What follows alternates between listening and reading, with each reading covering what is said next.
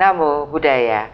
Halo, apa kabar pemirsa Dharma TV dimanapun Anda berada? Senang sekali saya Satna Dewi bisa menjumpai Anda kembali tentunya dan menemani Anda di 1 jam ke depan dalam acara Manage Your Mind. Mind is not everything, but everything is from mind. So, manage your mind. Baik, batin memang bukan segala-galanya, tetapi segala-galanya berasal dari batin kita. Jadi, mari kita kelola batin kita agar hidup kita menjadi jauh lebih terarah, lebih bahagia, lebih tentram dan lebih damai. Baik, pemirsa Dharma TV, pada kesempatan kali ini kita akan mengusung satu tema, yaitu sehat dengan meditasi. Banyak cara untuk mendapatkan sehat, baik sehat jasmani maupun sehat secara rohani.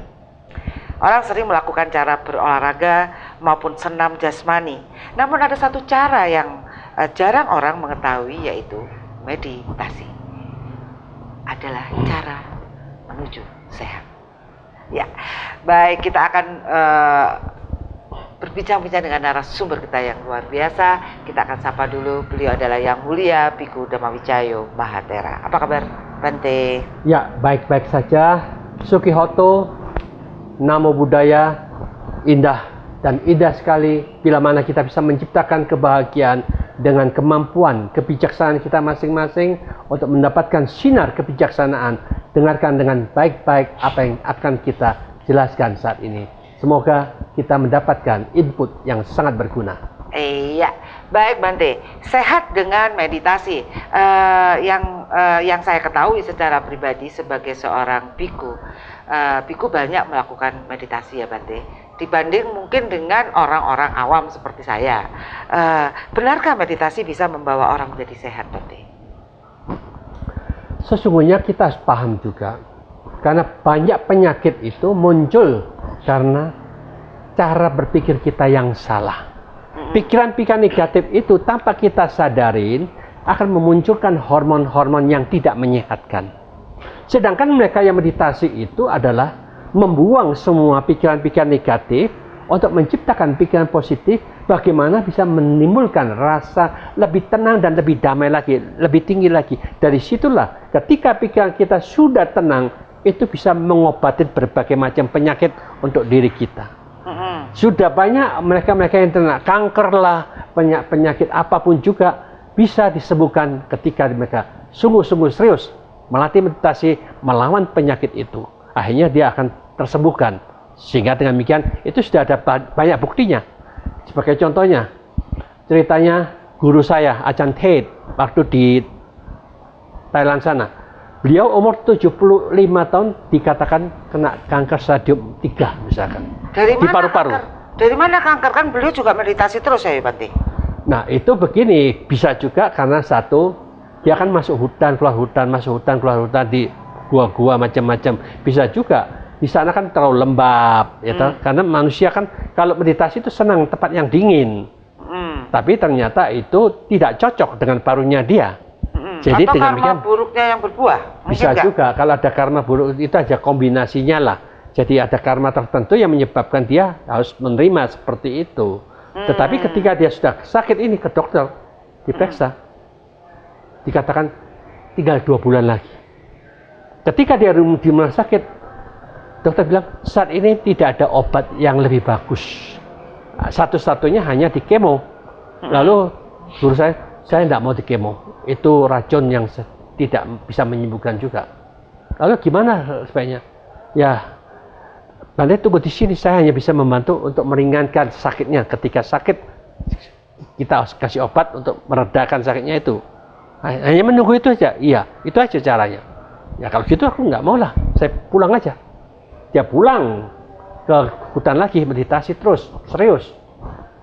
Karena meditasi terus itu artinya dia menggunakan sistem Sang Buddha katakan. Di mana ada canda, wirya, cita, vimangsa. Canda itu senang gembira untuk mengembangkan dengan penuh semangat arah pikiran kita fokus terus-menerus kepada penyakit itu untuk mengerti dan memahami, istilahnya dibombardir terus. Dibombardir otomatis penyakit-penyakit, apakah itu virus, apakah itu bakteri atau apapun juga dibombardir, terus lama-lama kan dia melemah hilang. Dibombardir dengan cinta kasih ya, kekuatan pikiran yang nggak tahu apakah itu cinta kasih, apakah itu apa, tidak disebutkan lah, pokoknya fokusnya ke sana. Jadi otomatis itulah yang dikatakan dia hilang itu sampai umurnya 95 meninggal. Jadi itulah yang dikatakan 25 tahun yang dikatakan oleh dokter 2 bulan, ternyata dia tidak perlu diobati, dengan meditasi sembuh dengan penyakitnya itu. Maka dengan demikian yang ini dikatakan meditasi bisa menyembuhkan berbagai macam penyakit asal kita punya canda, senang, gembira, wirya itu semangat, cita itu pikiran fokus dengan sungguh-sungguh, dengan kebijaksanaan dikelola dengan sedemikian rupa, otomatis itu akan bisa menyembuhkan, menetralkan kembali gitu ya, menyeimbangkan kembali. Karena waktu itu kan Sang Buddha sudah tahu lah bahwa dia akan meninggal 3 bulan toh, tapi sudah diberikan kesempatan kepada Bante Ananda. Ananda, seorang yang terlatih dengan baik, dia bisa memperpanjang usianya kalau dia melakukan 4 faktor itu. Sekali, 2 kali, 3 kali, dikatakan begitu, tidak ada tanggapan. Ananda diam aja.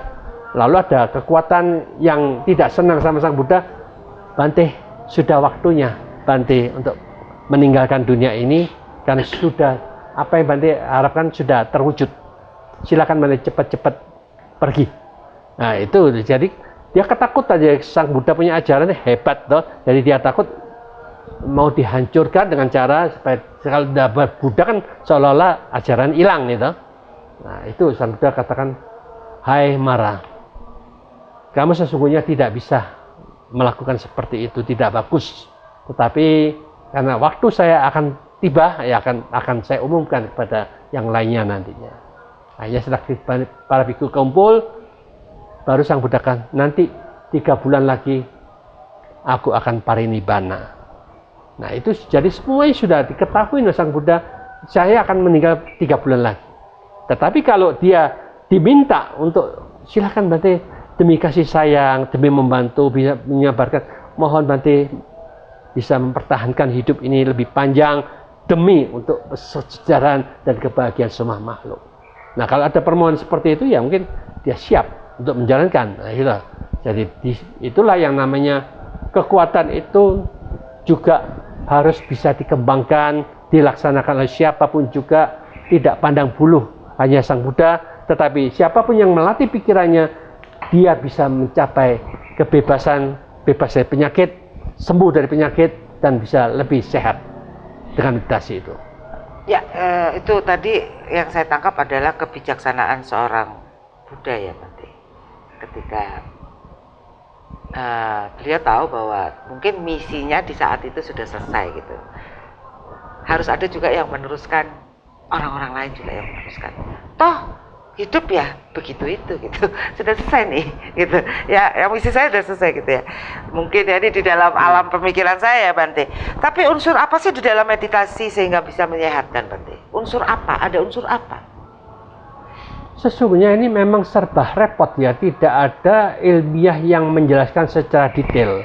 Tetapi kan setidak-tidaknya kita paham juga, di dalam ketenangan pikiran itu, di sanalah sesungguhnya sumber mujizat yang tidak kita ketahui apa itu. Energi ketenangan, ya toh? Energi ketenangan ini ternyata bertingkat-tingkat. Ada ketenangan 1, 2 sampai ke 8. Disitulah yang dikatakan bagaimana tingkatan demi tingkatan ini membuat batin dan pikiran kita itu bisa sedemikian rupa, kekuatan yang mana yang bisa menjadi penyembuhnya. Nah itulah di sanalah yang dikatakan mereka yang ahli akan menyelidikin mana yang bagus, mana yang tepat, mana yang bisa menyembuhkannya. Maka itu kalau kita lihat, kalau kita analisa, ternyata tingkatan keempat. Tingkatan keempat itu mereka menjadi satu kesatuan, batin ini menyatu, otomatis kita sakitnya di mana itu difokuskan, bagikan X-ray itu. Kalau yang kena prostat ya, X-ray-nya ini difokuskan ke bagian prostatnya terus menerus. Nah dia kan di X-ray, di X-ray ya dengan arti kata ya disitulah yang dikatakan kekuatan pikiran ini akan berproses secara alami untuk menetralisir semuanya.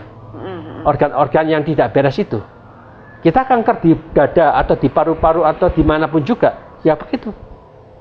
Dengan demikian itulah yang dikatakan kekuatan ini di luar logika kita, bagaimana secara ilmiah bisa dijelaskan apa yang menyebabkan. Tapi kekuatan pikiran itu yang menjadi sarana yang luar biasa, yang menjadi penentu arah pikiran kita ditujukan kemana, disitulah dia akan mendapatkan keberhasilannya. Ya, jadi pikiran itu seperti sebuah laser gitu ya Bante ya? Bisa dikatakan seperti itulah. Seperti itu ya. Sedangkan tubuh kita pun mempunyai kecerdasannya sendiri untuk menyembuhkan dirinya sendiri. Kayak luka, kita sobek misalnya, dia kan punya kecerdasannya sendiri untuk menutup kemudian. Ya kan Bante? Itu pun jarang kita perhatikan dengan baik sebenarnya. Ya itulah, jadi kan istilahnya ketika pikiran kita super positif sekali, dia akan menghasilkan hormon-hormon yang menyehatkan yang tidak kita ketahui. Hormon apa itu ya toh? Mungkin para dokter bahkan ini hormon pengobatan, hormon kesehatan, terserahlah. Itu kan istilah mereka boleh-boleh aja lah ya toh.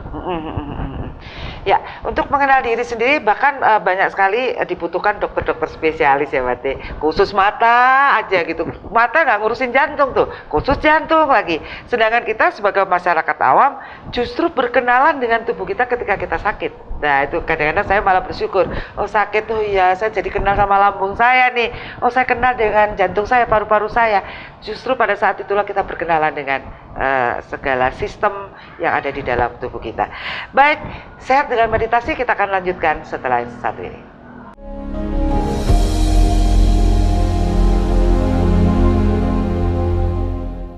Iya, pemirsa Dharma TV, tentu kita lanjutkan sehat dengan meditasi. Baik Bante, kalau orang itu sudah sakit, ya, terus kemudian dia pikirannya kacau. Biasanya orang sakit itu pikirannya kacau. Ada hal-hal yang ada masa-masa di mana dia memang pikirannya kacau gitu ya. Itu bagaimana memulai suatu meditasi Bante? Ya, sekarang kita harus memahami ini sebagai contohnya gampangnya ibu saya sendiri. Oke. Nah, ibu saya sendiri ini dia kena penyakit yang termasuk lama dia derita toh. Dan dia melihat dan mengatakan kepada kakak, adik dan yang lainnya, aduh, papamu enak ya dulu ya. Sakit pagi, siang sudah bye-bye, meninggal. Betul. Papamu enak loh, tidak terlalu menderita seperti mama sekarang ini. Ya. Selalu ketemu kokolya, jejela, memela, selalu ngomong seperti itu. Dia tidak bisa menjelaskan gimana. Memang betul seperti itu toh kewajarannya. Lalu ketika saya ada di sana ngomong begitu, saya katakan, mama ini salah. Mama harus tahu bahwa sesungguhnya disinilah kesempatan kita untuk belajar memahami sakit itu di mana. Karena Sang Buddha ini satu-satunya manusia yang mengajak kita untuk mengerti bahwa sakit itu karena kita inilah ya, batin kita masuk di dalam sakit itu. Tetapi Sang Buddha menemukan cara untuk membebaskan dari sakit. Bagaimana kita bisa membebaskan kalau kita masuk terus-menerus? Cara membebaskan itu adalah kita mengamati dan mengetahui untuk menerima. Dunia ini memang begini adanya. Di sini aku bisa tidak memisahkan yang sakit di sini. Tapi batinku ini yang mengamati, yang tahu ini tidak sakit ini. Dia bisa sakit karena ada sesuatu tekanan-tekanan yang membuat kita sakit. Ya. Disitulah kalau kita sadar ini bisa seolah mengerti memisahkan. Oh ini hanya badan, oh ini hanya perasaan. Yang batin ini hanya pengamat, si tahu saja. Ini nggak sakit nih. Oh disinilah letaknya. Maka dari itu mama ini jangan mengatakan bahwa enak papa. Ini kesempatan mama harus tahu bahwa hanya Sang Buddha lah yang menemukan dia selama hidup 45 tahun bebas dari penderitaan, bebas dari kesakitan karena dia menemukan intinya dari kesadaran itu. Maka mama sekarang makin banyak bisa menyebutkan Buddha, Buddha, Buddha. Berarti mama mengharapkan juga ikut caranya Buddha supaya menemukan di mana letaknya bebas dari sakit itu. Mama sudah tidak usah ngeluh yang lainnya. ikutilah apa yang Sang Buddha katakan dengan cara seperti Buddha, dengan harapan Mama juga jadi Buddha. Wah, Mama juga akan bebas dari sakit nanti. Disitulah kesempatan Mama masih hidup ini walaupun sakit, terimalah apa adanya, tapi batin bekerja. Ucapan Buddha. Kalau dia sudah ucapan Buddha kan enggak mikirkan sing sakit, enggak membandingkan sini dan sana. Jadi ada aktivitas pikiran positif. Ketika dia tidak ada pegangan, yang ngomongin mamamu enak lah, itulah yang enak, aku kok sakit begini, menderita begini, dan macam-macam, karena dia tidak ada pegangan. Ketika dia ada pegangan, disitulah yang dikatakan mengalihkan pikiran ke positif, pengertian seperti itu. Disinilah yang dikatakan memahami ajaran Sang Buddha itu akan memberikan pengertian, motivasi yang tepat arah, tepat guna untuk bisa memisahkan. Mama akan bahagia. Kalau makin banyak ucapan Buddha, berarti Mama punya niat untuk bisa membebaskan sakit sebagai sakit, tapi batinku ini tidak sakit. Aku tahu, biarkanlah dia dengan penuh keyakinan seperti ini, kita bisa membebaskan seperti disitulah Mama akan menemukan apa itu Buddha ada dalam batin Mama sendiri. Seperti itulah harusnya agamawan, bukan aku sembuhkan, sudah. Cara berpikir untuk menganalisa itu yang penting. Jadi kita diajarkan untuk jadi bijaksana, bukan dibodohin oleh siapapun juga. Keras sekali ini. Bante selalu keras seperti ini. Betul Bante, sepakat ini. Dan di zaman milenial, zaman puncak kesadaran manusia, jangan membodoh-bodohkan umat, jangan membodoh-bodohi umat ya Bante ya. Karena anak-anak muda sekarang semakin kritis. Dan anak-anak muda sekarang justru memilih jalan-jalan yang agnostik lah, yang tidak mau beragama, karena dilihat itu terlalu kuno gitu cara berpikirnya, dan sesuatu yang kuno akan jadi barang antik gitu kalau cara berpikirnya seperti itu terus ya Bante, di tengah era kemajuan semacam ini. Nah Bante, balik lagi kepada meditasi Bante, apakah meditasi dapat dilakukan oleh semua keyakinan agama, dan adakah sikap meditasi khusus ketika bertujuan untuk kesehatan?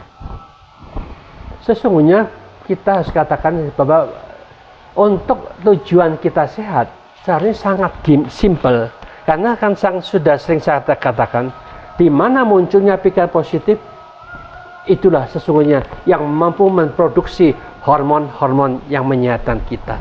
Karena kita selalu positif, tidak ada pikiran negatif, jengkel, benci, takut, ini khawatir itu, bingung dengan itu. Jadi otomatis itulah yang dikatakan kita tidak ada sarana yang bisa menyebabkan, mendukung timbulnya penyakit-penyakit itu tambah lama tambah kuat. Karena sudah positif, otomatis hormon yang negatif itu yang meracuni tubuh kita itu tidak muncul lagi. Yang muncul hormon-hormon yang menyehatkan. Maka dari itu dengan demikian, oh ternyata kita bisa menderita, kita bisa sakit karena aku dongkol, aku benci, aku khawatir, aku tidak senang, aku dendam, dan macam-macam pikiran negatif muncul terus gitu. Akhirnya aku tidak dapat, aku tidak bisa seperti ini dan seperti itu. Akhirnya itulah yang menyebabkan dia dominan, tidak bahagia. Sehingga otomatis ketidakbahagiaan itu yang menciptakan hormon-hormon penyakit itu. Tetapi kalau kita bisa setiap saat ucapkan Buddho, itu artinya sadar sempurna, damai sempurna. Karena kita sama-sama belum sadar, belum sempurna, katakan sadar, damai. Gitulah. Jadi dengan inilah yang dikatakan, ini loh tujuanku, aku mau mengolah pikiranku selalu positif di setiap aktivitasku. Dengan cara seperti ini, siapapun juga yang menjalankan, masa sadar damai itu ada merek agamanya? Nggak ada toh. Jadi dengan mungkin jangan fanatik dengan agama manapun juga, kita harus tahu bahwa positif tetap positif, tidak ada merek agama manapun juga. Yang baik tetap baik, yang benar tetap benar, yang salah jangan dianggap itu sebagai agama. Jadi kita harus berani tegas, salah tetap salah, buang, jangan dipakai, jangan ditiru, selesai. Jadi dengan cara seperti inilah yang dikatakan meditasi itu bisa, sangat bisa untuk kesehatan kita. Saya bisa. Metodenya gimana? Kalau orang lagi sakit nggak bisa duduk? Lah ya, otomatis ketika kita tidak bisa duduk, saat kita sakit kan kita tidak mengerjakan apa-apa. Saat itulah kita hanya bekerja dalam pikiran kita. Sadar damai, Tidak ada yang perlu dipikirkan, dikhawatirkan lagi. Karena apa? Karena Sang Buddha yang mengatakan semua penentu kehidupan yang akan datang itu tergantung kebiasaan, energi, batin, dan pikiran kita. Kalau kita sering menunjukkan sadar dhamma ini, otomatis kita saat ini sudah bahagia, sudah positif. Kalau kita sebulan, 2 bulan, 3 bulan, terus positif. Kontinuitas, kelanjutan, kita tidak bisa menggunakan tubuh jasmani, bye-bye. Walaupun kita tidak punya agama, tidak apa-apa. Pikiran sudah positif kok, langsung positif. Tidak perlu, nanti di alam sana kamu tidak KTP-mu apa? Oh, agama A ke sini, agama B ke situ. Itu kita dibuji orang-orang yang sok pinter ya. Suruh berangkat duluan aja. Iya. Apa sudah pernah gitu traveling gitu ya? Kadang-kadang saya juga mau nanya gitu, sudah pernah ke sana kok balik lagi ke sini gitu. Ya Bante. Baik, jadi ada beberapa metode meditasi yang kemudian Bante katakan tadi, kalau misalnya kita dalam kondisi yang berbaring tidak bisa menggerakkan badan, cukup dengan mengolah pikiran kita. Seperti itu, Bante. Tetap positif. Kemudian fokuskan pada mana yang sakit. Di situ ketika kita fokus pada yang sakit, apa nggak tambah sakit itu, Bante? Ya itulah keberanian kita untuk bisa memahami bahwa memang pada mulanya kalau kita fokus pada sakit, kita lah sangat-sangat sensitif. Ya. Masa, waduh, kok tambah sakit? Ya. Nah, disitulah kesempatan kita, bagaimana kita mempelajarin untuk sungguh-sungguh bisa memisahkan. Ya. Nah, kesempatan kita juga memisahkan. Aku sakit. Kenapa kok sakit? Ya. Ternyata setelah dianalisa, diteliti, oh ternyata kita sangat sensitif. Pas tekanan itu juga terjadi terus-menerus, waduh, kita merasakan sangat-sangat rasakan. Maka itu, oh ternyata kita sekarang memisahkan, memahami, oh dilihat, itu cuma tekanan-tekanan yang tidak lancar di situ, aku sakit di sana. Kalau kita terpisah ini hanya memperhatikan sadar saja, mengamati saja, oh yang nggak beres itu sana, yang ini nggak sakit, ini tenang. Sudahlah, aku tidak mau memperhatikan lagi. Masuk aja yang sadar ini. Oh, ini tempatnya aku bebas dari sakit. Itulah belajar untuk memahami kalau kita salah masuk ke sakit itu, kita sakit terus. Kalau kita memahami disinilah bebasnya sakit, aku lebih baik ke sini. Disitulah yang dikatakan menganalisa dan menyelidikin mana yang sakit, jangan masuk kecemplung sana. Mana yang kita bebas dari sakit, disinilah. Si pengetahu sadar saja kita bebas dari sakit itu. Oh indahnya memahami, memisahkan. Kita tidak mengikuti perasaan, kita tidak mengikuti organ kita, kita hanya sadar saja memisahkan seperti ini, bagaikan kita paham. Ketika kita bisa memisahkan antara tubuh dan batin, saat itulah yang dikatakan kematian itu seperti ini. Kita bisa memisahkan, sebelum mati sudah merasakan kematian itu, bisa kita atur seperti ini, kita bebas dari sakit itu. Keren. Bagus sekali. Jadi bagi yang sakit mungkin ini adalah suatu cara alam untuk menyeimbangkan diri, dan satu cara untuk kita bisa mengenal, memisahkan antara tubuh dan batin. Itu keren banget. Saya pikir kita harus bersyukur dengan sakit itu. Kalau nggak gitu nggak kenal berarti. Ya itu jadi guru sejati kita lah. Ya benar. Kita akan lanjutkan di segmen berikutnya. Jangan kemana-mana.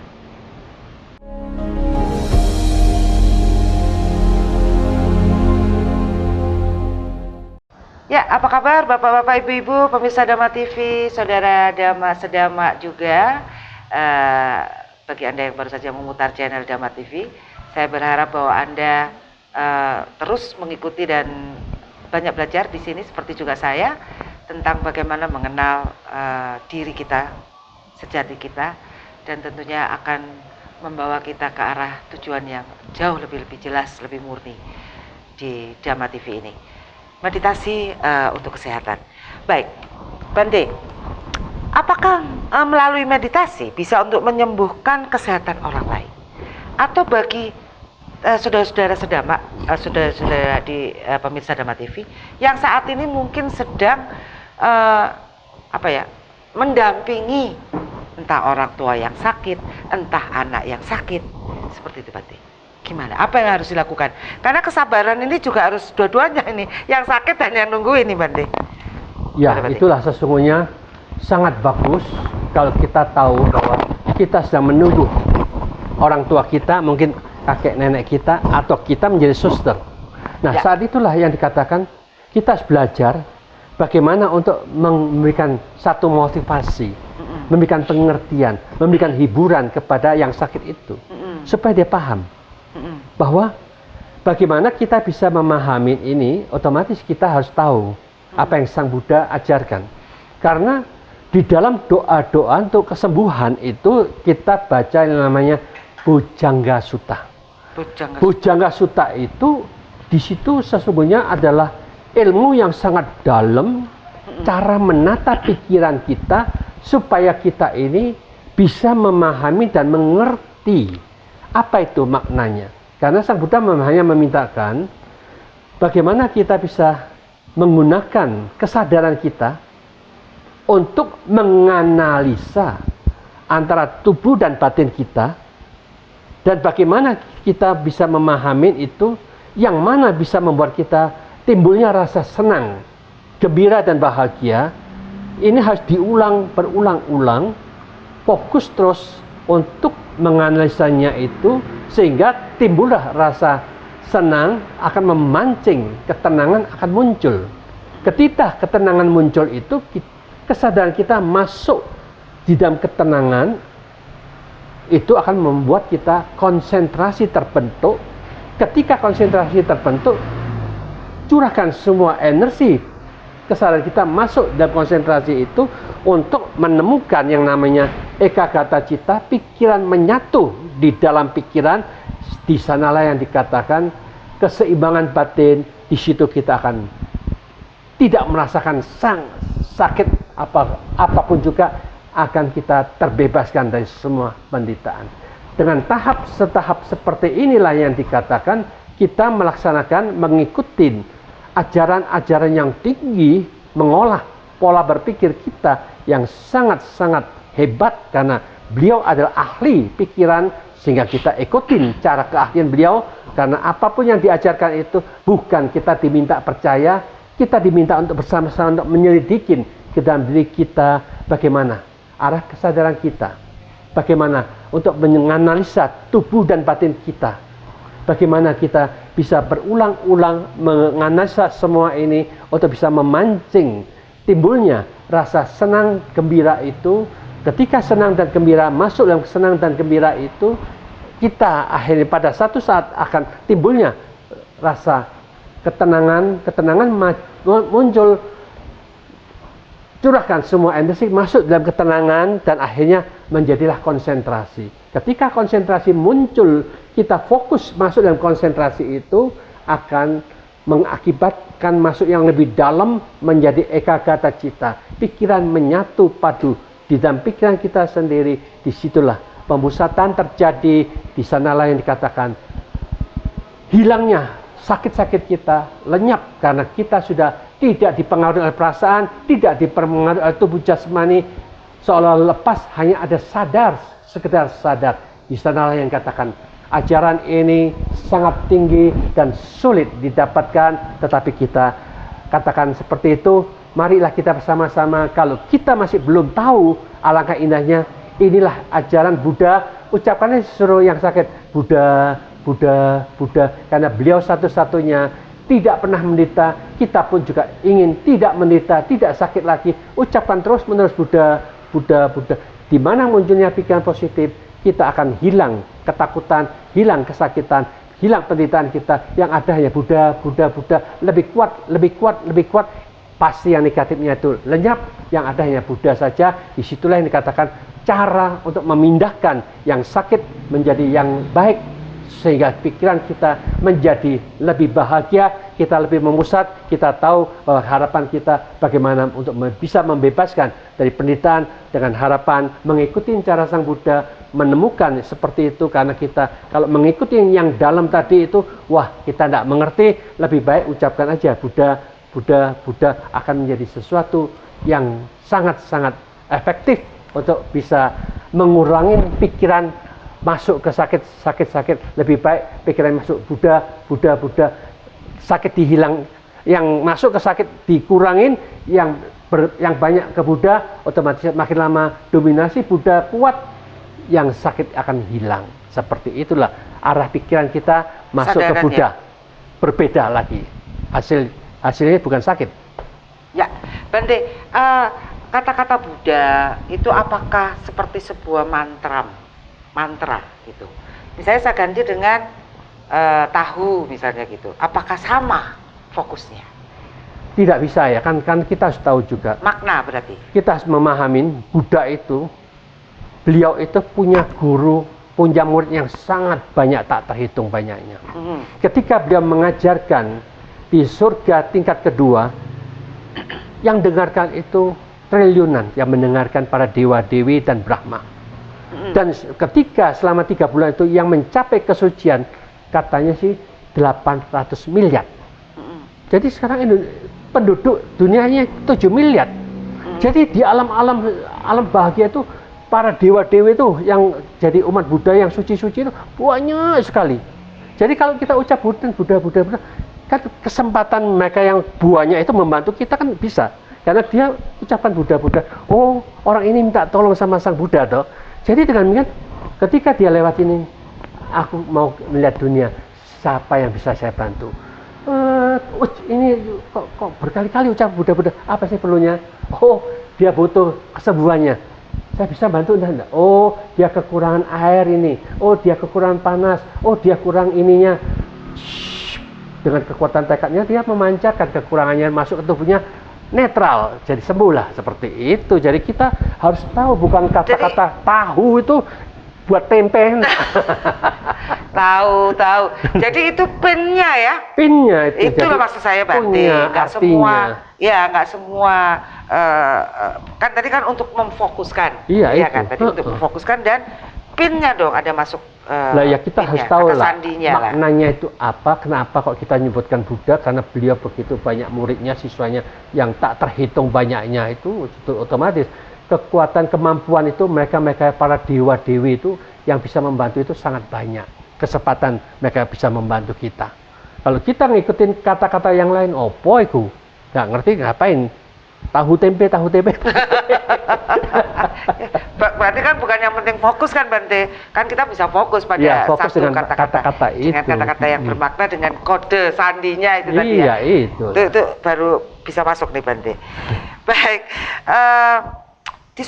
Di suasana dan tempat yang bagaimana sebaiknya meditasi dilakukan? Kita harus tahu juga bahwa kita itu bisa tenang kalau kita memahami musuh-musuh yang menghalangi ketenangan. Kalau kita tahu musuh-musuh penghalang itu ternyata ada sekitar rumah kita. Di situ ada hiburan, ada TV, ada YouTube, ada video, ada macam-macam. Jadi kan kita sibuk ke sana. Jadi mengganggu kita, tidak bisa fokus ke ketenangan itu. Karena kita mencari sesuatu, sensasi itu.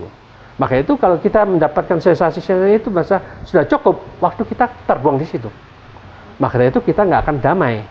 Ketika kita bisa meninggalkan semua yang kesenangan ini, masuk di hutan, tidak ada hiburan, tidak ada apapun, kita memikirkan, aku ke hutan ini untuk apa?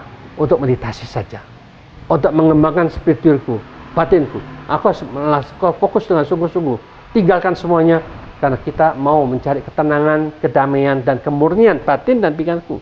Nah, itu kesempatan ada. Nah, kalau 5 faktor dijalankan lagi, bisa mencapai tingkatan pertama. Kalau ini ternyata kalau kita mau lebih tenang lagi, ya harus membuang lagi. Jadi membuang kesenangan-kesenangan dunia yang sesungguhnya bisa mengganggu untuk mencapai ketenangan. Kalau kita bisa membuang ini, akhirnya kita bisa mencapai 5 faktor penyebab bisa timbulnya ketenangan, muncul dari pikiran kita akan tenang di tingkat jana pertama. Ketika kita sudah tenang di jana pertama, mau lebih tinggi lagi, 2 faktor ini harus dibuang. Jana itu artinya apa, Pak? Yaitu jana ketenangan pertama lah, gampang gitu ya. Kedua ini harus dibuang, tinggal di 3 faktor, jadilah jana yang kedua, tingkat ketenangan yang kedua. Kalau kita mau lebih tenang, rasa senang, gembira itu pun harus dibuang, dilepas. Tinggallah kebahagiaan dan pemusatan. Kita masuk tingkatan ketiga. Kalau kita mau lebih tenang, ternyata harus bahagia, apapun juga harus dibuang, nggak boleh itu kita melekat dengan kebahagiaan, tinggallah pemusatan itu sendiri. Jadi dengan demikian ini Sang Buddha itu melihat ternyata kita harus melepas semuanya, makin melepas, tinggal semuanya hilang, semua tinggal hanya bebas ya. Eka gata cita, pikiran menyatu, satu kesatuan. Disitulah yang dikatakan kita berhasil dalam meditasi itu, dan tujuannya ke eka gata cita, memusat di dalam ketenangan itu sendiri. Ya, setelah ke eka gata cita, kita ngelihat Bante, meditasi lagi, ada spray, ada panci. Akhirnya kita beli spray, beli panci. Aduh, hari ini ya meditasi kita fokus kepada HP kita, ampun deh. Itu yang saya alami Bante. Setelah ketenangan, pengen sesuatu lagi. Jangan kemana-mana, kita akan bahas setelah satu ini.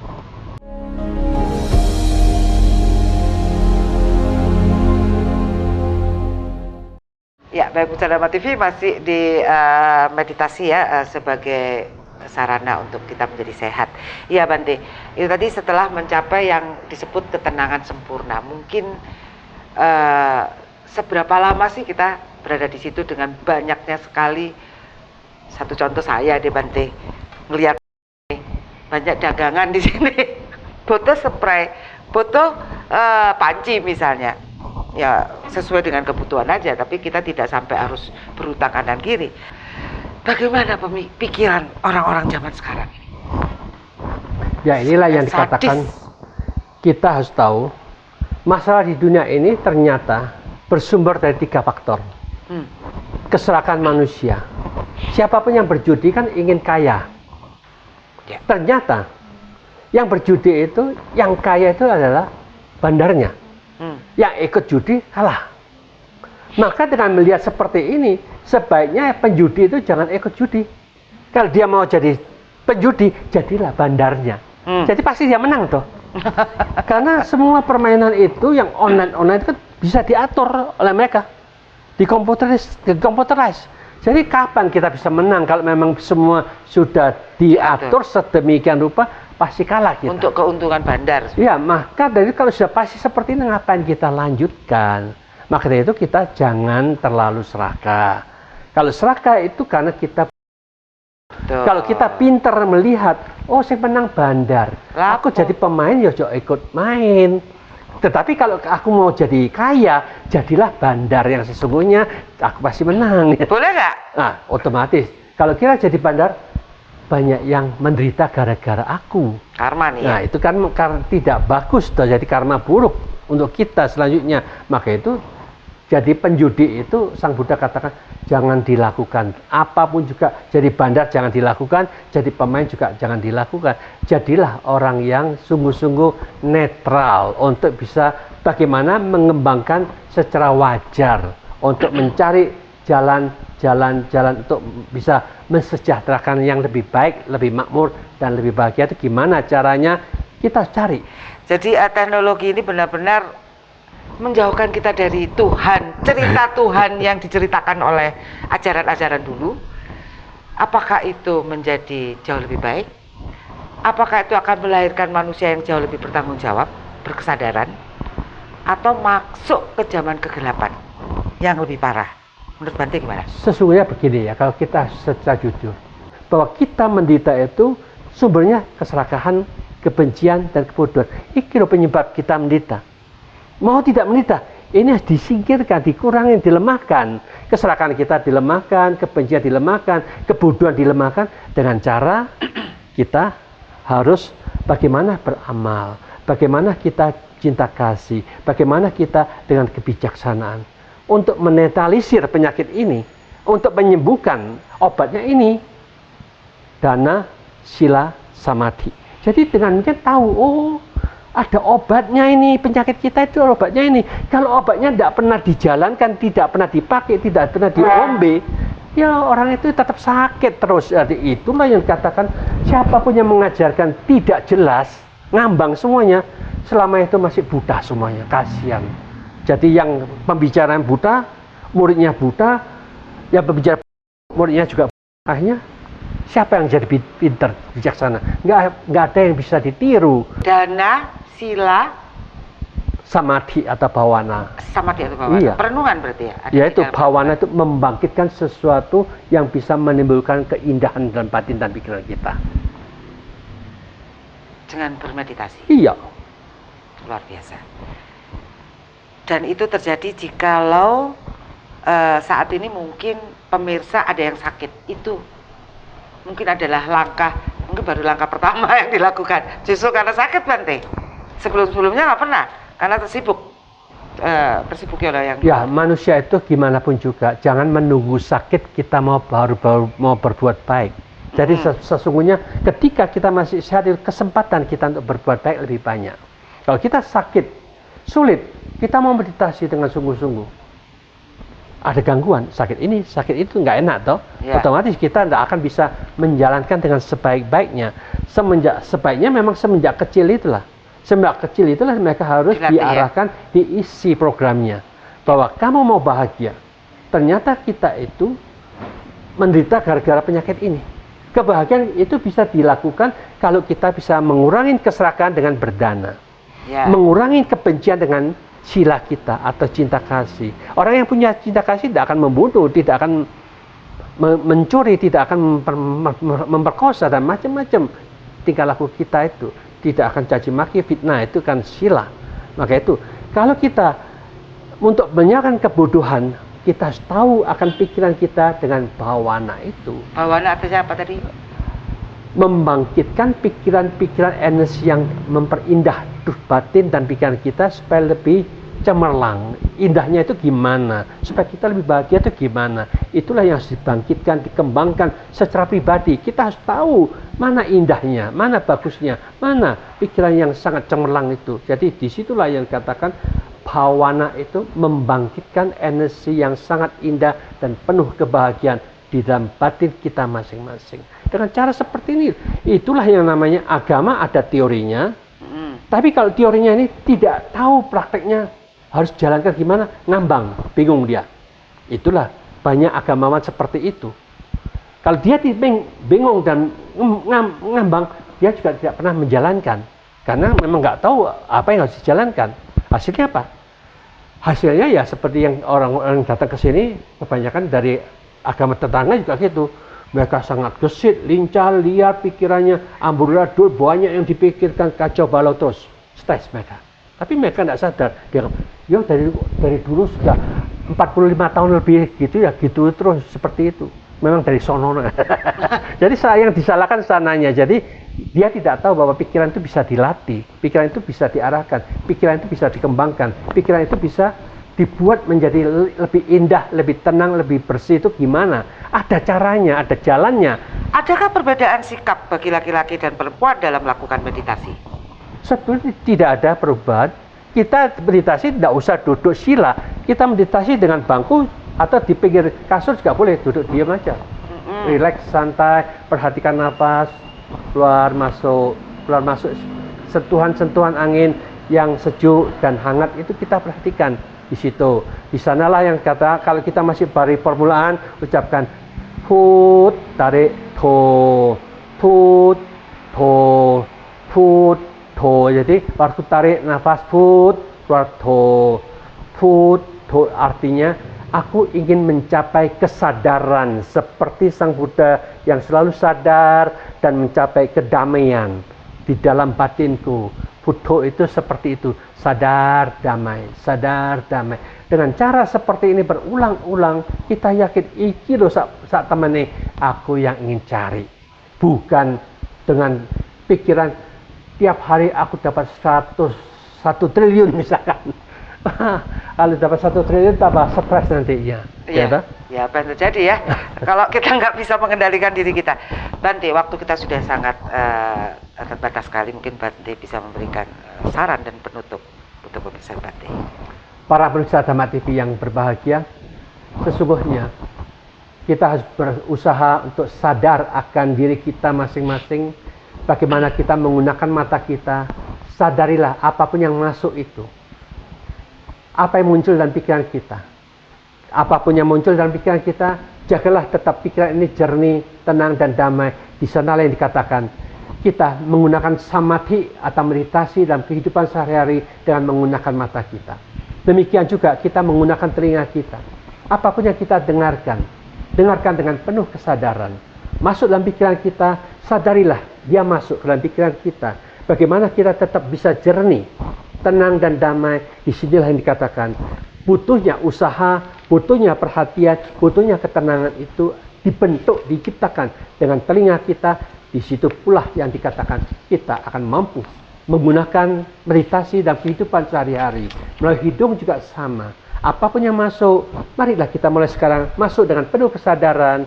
Yang sampah-sampah, apapun yang jelek jangan dimasukkan, tetapi yang indah, yang menyenangkan, yang harum, marilah kita bersama-sama menjaga dengan sebaik-baiknya. Tetap pikiran ini tenang, tetap damai, tetap bersih. Di sanalah yang dikatakan kita menggunakan hidung kita, mulut kita, tubuh kita dengan cara yang sama.